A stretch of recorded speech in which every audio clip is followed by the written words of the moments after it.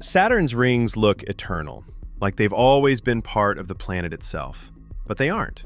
These rings don't belong to Saturn, they simply orbit it, and that distinction changes everything. For years, astronomers have watched them closely, tracking tiny shifts and changes that reveal a deeper story.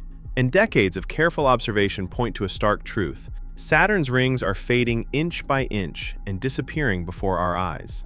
What scientists began noticing was a transfer of material. Saturn's gravity and magnetic field interact with the rings in a way that slowly strips particles away.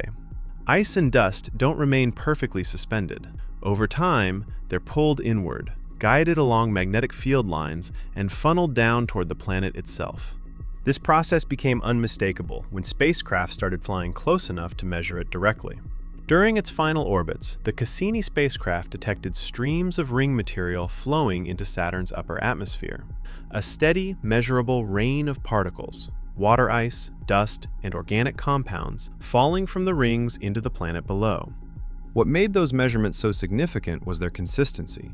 Orbit after orbit, the same signatures appeared in the data, showing that this inward flow wasn't temporary or unusual, but a part of the normal behavior of the Saturn ring system. As ring particles drift closer to the planet, they enter regions where Saturn's magnetic field begins to influence their motion. Once there, the paths that once kept them safely suspended start to break down. The particles are guided downward along invisible field lines, accelerating as they fall. From Earth, Saturn's rings still appear massive and unchanged. Their brightness and structure give the impression of permanence. But the physics tells a subtler story, one in which the rings are slowly feeding the planet they orbit, becoming less substantial with every passing millennium. Now, by combining Cassini's direct measurements with models of Saturn's magnetic field and gravity, we were able to estimate how much material the rings are losing each second. The result was larger than expected. Tens of thousands of kilograms of ring material are falling into Saturn every second, a flow strong enough to be detected across multiple instruments and observation periods. At that rate, the rings are not stable on geological timescales. Current estimates suggest that Saturn's rings could lose a significant fraction of their mass within the next 100 to 300 million years. In planetary terms, that is brief. Saturn itself is over 4 billion years old, meaning the ring system we see today occupies only a small window of the planet's history. The process does not appear to be new. Evidence from earlier observations suggests that ring material has been drifting inward for tens of millions of years already. Cassini did not witness the beginning of this decline, only a clear snapshot of it in progress. This raises an important implication. Either the rings formed relatively recently, long after Saturn itself, or they are nearing the final stages of a much longer, gradual decay. In both cases, the conclusion is the same.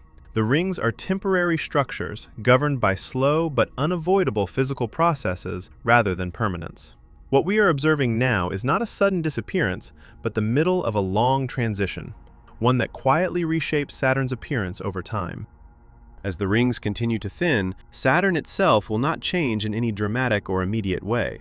The planet's mass, internal structure, and atmosphere remain largely unaffected.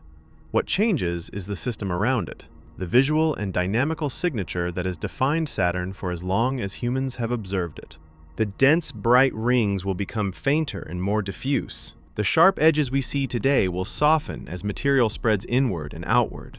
Eventually, the rings would no longer appear as a single continuous structure, but as a weak, fragmented disk, closer in appearance to the faint ring system seen around Jupiter, Uranus, and Neptune.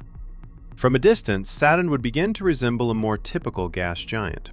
The loss of ring material does feed Saturn's upper atmosphere, but the effect is subtle. The infalling particles vaporize high above the cloud tops, adding trace amounts of water and complex molecules.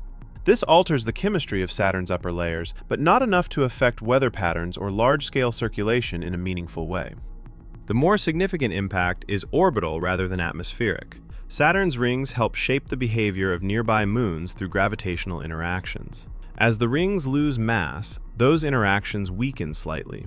Over very long timescales, this can influence how small moons migrate and how tightly certain orbital resonances are maintained. These changes are slow and incremental, unfolding over millions of years rather than anything observable within a human lifetime. What disappears with the rings is a phase in the planet's long evolution. Saturn has existed without prominent rings before, and it will continue to exist long after this system has faded. The loss of Saturn's rings doesn't mean the planet is entering a permanent ringless future. Ring systems are not fixed features. They're temporary structures, created and destroyed as planetary systems evolve.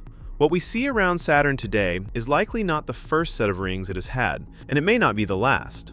There are only a few ways a planet can acquire a new ring system.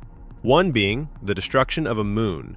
If a satellite strays too close to Saturn, tidal forces can overwhelm its structural integrity. The moon would break apart, spreading debris into orbit instead of crashing directly into the planet.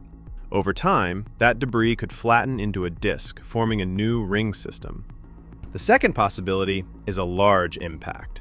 A collision involving a moon or a captured object could eject material into orbit, providing raw material for rings to form. There is also evidence that Saturn's current rings may themselves be relatively young, forming within the last few 100 million years, rather than alongside the planet billions of years ago. If that is the case, it suggests that ring formation events may occur intermittently, separated by long, quiet periods. What makes all of this remarkable is that we're observing Saturn during the short window when its rings are still bright and intact. In the lifespan of the solar system, this moment is brief, and once it passes, Saturn will look very different than it does today.